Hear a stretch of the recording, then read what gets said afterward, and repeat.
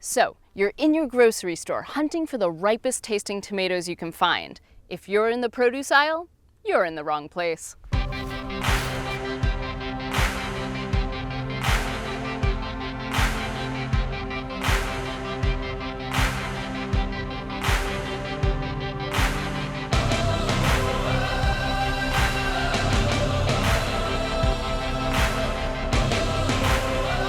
The only truly vine-ripened tomatoes you'll find in the supermarket are in tins and jars. Tomato sauce, tomato paste.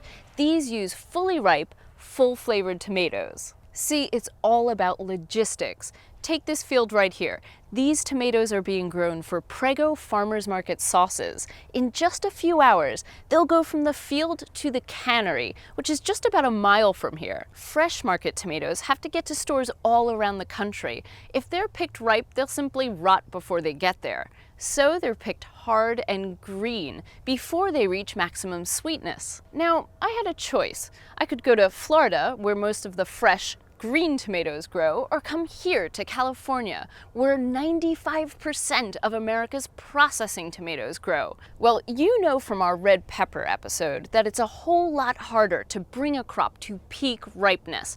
Each day that goes by, the farmer is within a hair's breadth away from losing everything. So I thought, hey, I want to tell that story. Let's go find out what we're eating, shall we?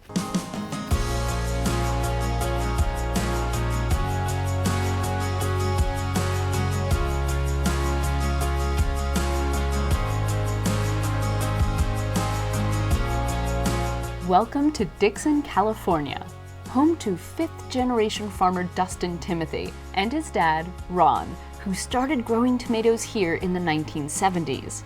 I don't think I was very helpful until I was in my 20s. You know I didn't grow up till I was like 28. So I don't know why I expected him to grow up any sooner, but he did, and I'm very proud of him now. This part of Northern California is known for a Mediterranean-style climate. Warm, dry days make very happy tomatoes.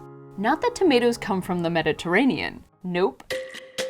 Tomatoes are native to the Andes. The Aztecs introduced the tomato to Spanish explorers. They adapted the name to their language and took the tomate home to the European continent.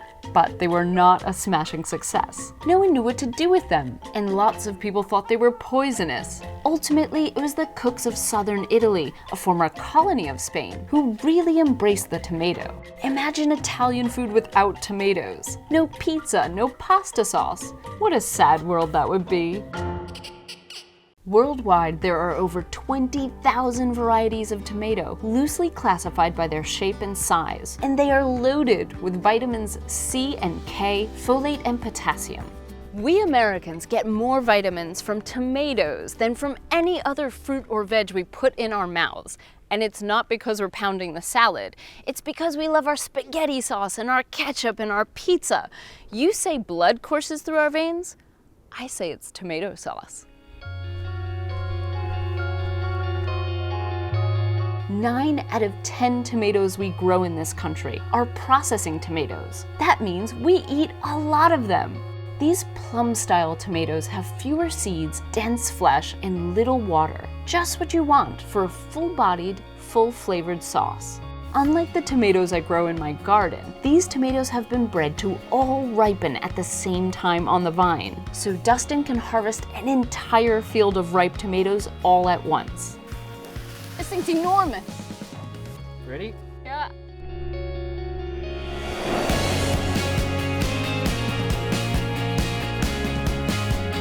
That's a lot easier than picking by hand. This is just one plant. And there's 8,712 of these per acre. That's a lot of tomatoes. More or less.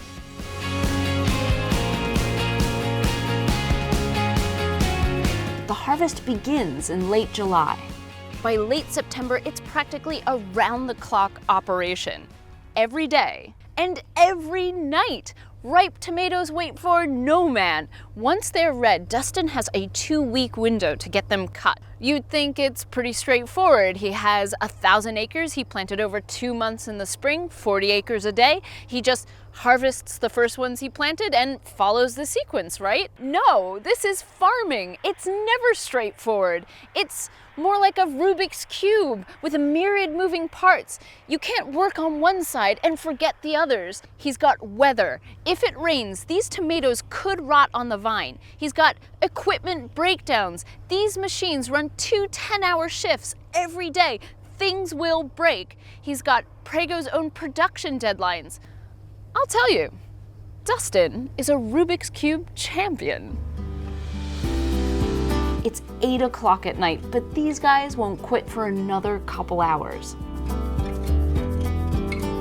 As a farmer, you only get maybe 40 to 45 chances because you got 40 to 45 years in your career. You can't make too many mistakes.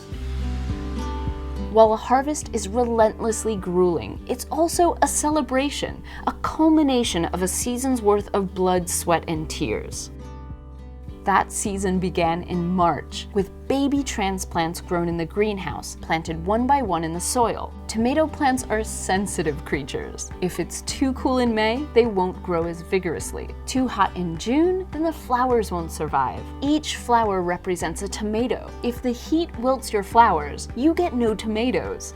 As the fruit starts to grow, Dustin is preoccupied with water. He gets his water from wells that are up to 60 years old. If they fail him, his crop dies. Game over.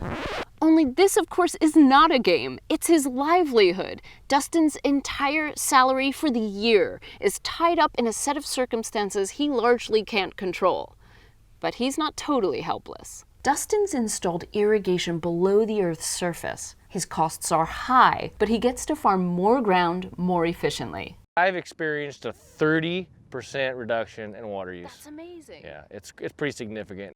2 or 3 weeks before harvest, Dustin cuts the water. This drying out period concentrates the flesh, making it denser, meatier. But how does Dustin know just when the tomatoes are ready to be harvested? What you're looking for is development of the seed and the gel. Okay. So this is a very immature tomato. It isn't going to be ready for at least 3 weeks. You've got some fruit like this, looks similar to that. Okay. But you see that blush? Oh my God, it's red. Right. It's probably only 10 days away from being this red. So it actually turns red from the inside out. Correct. I didn't realize that. Yep. That's some serious tomato whispering right there.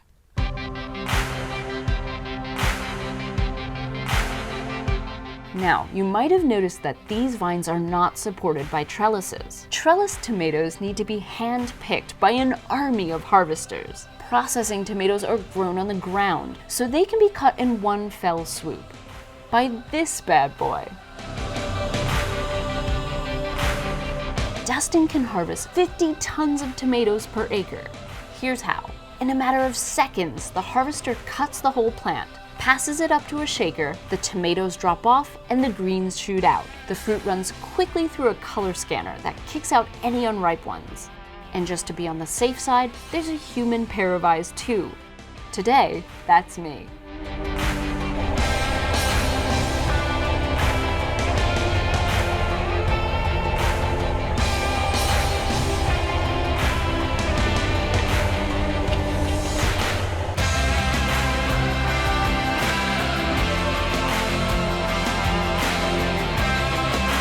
Dustin fills up to 24 tomato trailers a day. That's over 1.2 million pounds of tomatoes each day for 2 months straight.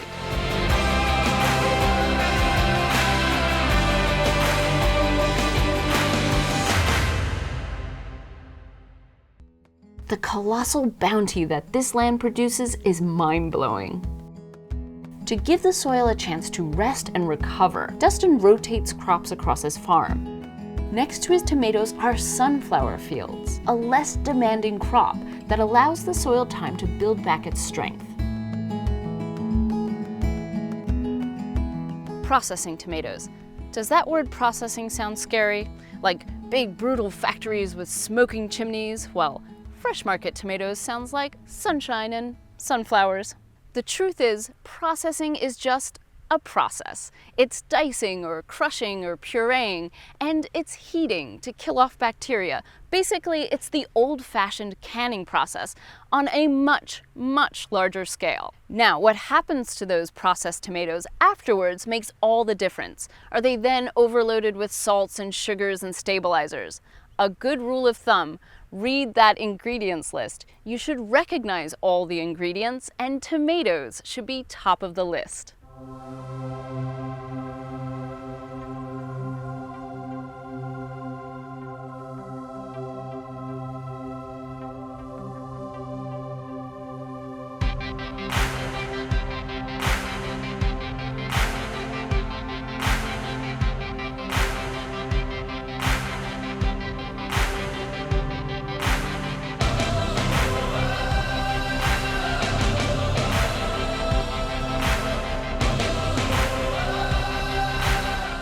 We're totally using these. Who's the weird guy making the great catches in the background? The biggest perk of being a tomato grower? Tomato fights. We've had some legendary tomato fights in my day. Have you? Yeah, not since I'm getting older and more responsible though. I can't even tell you the details.